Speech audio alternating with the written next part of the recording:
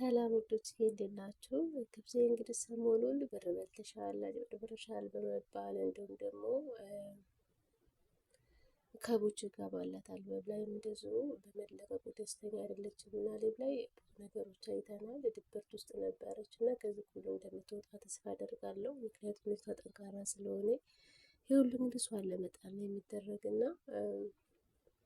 ብሩንም እንግዲህ 50 ሺህ ነው እንደዛ ነው የገባው። እሱንም ደረሰኛ አንጡና እንመልሳለን ሲሉ እንግዲህ ሁላችንም ሰምተናል ማለት ነው። ፖስተርም እንዲሁም ደግሞ ግብዣ ቀስቴ በእነሱ ሶስታችሁ በከፈቱት አካውንት እንደገባና እንዲሁም ደግሞ አብረው ሲሆኑ እንደሚመልሱ ቃል ገብተዋል ማለት ነው። ወይም እንግዲህ ብቻ እንዴት እንዳስገቡት አላውቅም አዳኞቹ። ምክንያቱም ያኔ እርዳታ ምናምን ስለሚሰሩ በዛ አጋጣሚ ይመስለኛል ብዙም ሊብ ላይ ምናምን አላየሁም አልተከታተልኩም። እና እንዲሁም ደግሞ አልበቡ ማለት ነው ጋይስ አልበቡ ላይ ታውቃላችሁ ግብፄ ከቦች ጋር ስለተጣላች በፊትም ራሱ እንዴት ተጣሉ አንድ ላይ ምናምን አትቦስቶ የተው ስትል ነበር እና በቃ አልበቡ እንደወጣ አልፈለገችም ነበር።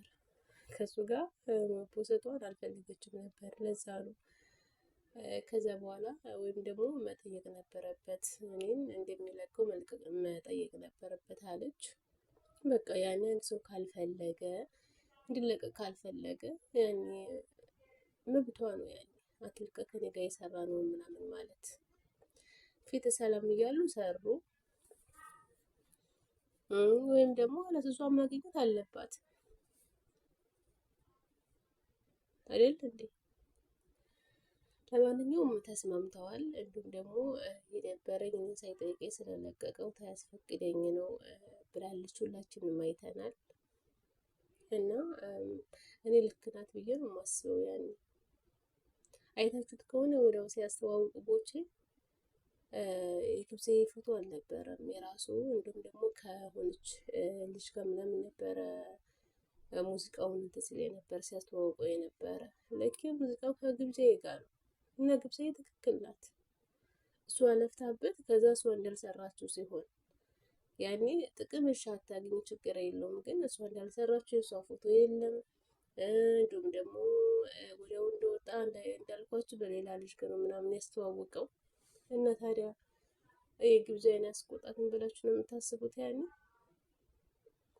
ቢያንስ ያንን ጥቅም ባታገኝ ቢያንስ ምስጋና ማግኘት አለባት እና እሷ እንደሰራችው መታወቅ አለበት። መግቢያው ላይ ነው ያልኩት።